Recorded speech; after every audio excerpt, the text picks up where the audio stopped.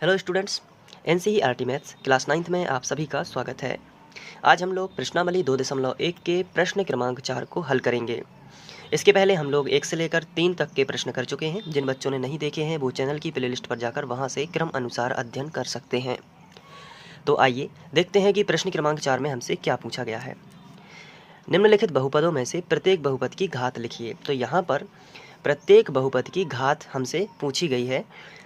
तो intro video जब मैंने बनाया था तो उसमें हम लोगों ने बहुपद के प्रकार पढ़े थे। घातों के आधार पर और पदों के आधार पर दोनों प्रकार से हमने बहुपद के घात के बारे में पढ़ा हुआ था। तो बस बड़ा ही सिंपल है, हमें यहाँ पर बहुपद की घात बताना है।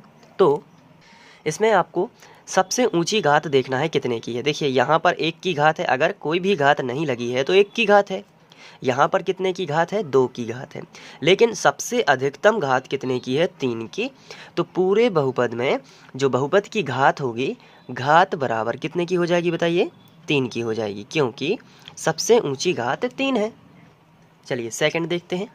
इसमें सबसे ऊंची घात कितने की है? 2 की है। तो यहाँ पे हम घात बराबर 2 लिख देंगे। बहुत ही सिंपल है घातों को पहचानना बहुपद में। यहाँ पर घात कितने की है? तो यहाँ पर, और घात हमेशा कहाँ देखना है? वो भी हमेशा चर राशि पर होगी, यानी कि चर राशि पर ही घात होती है। तो यहाँ पे चर राशि क्या है? टी है।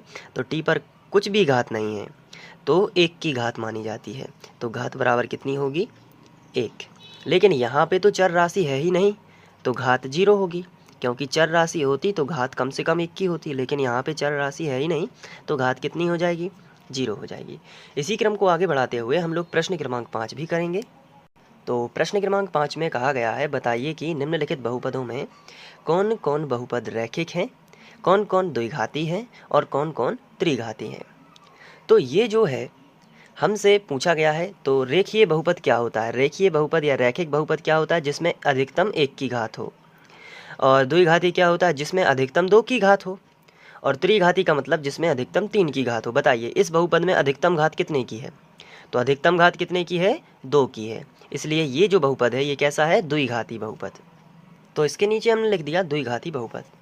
अब इसके बाद इसमें बताइए अधिकतम घात कितने की है? तो इसमें अधिकतम घात है 3 की। तो ये कौन सा हो जाएगा? त्रिघाती बहुपद।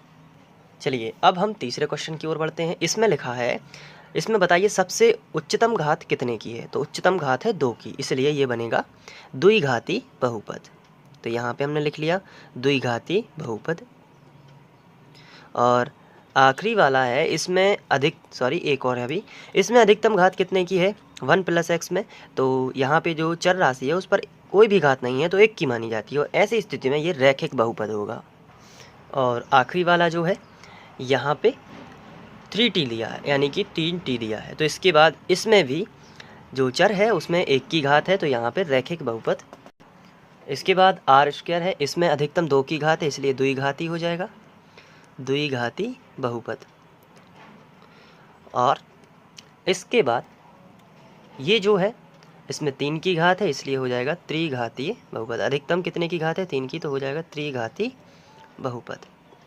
तो इस तरीके से हम ये क्वेश्चन सॉल्व कर लेंगे।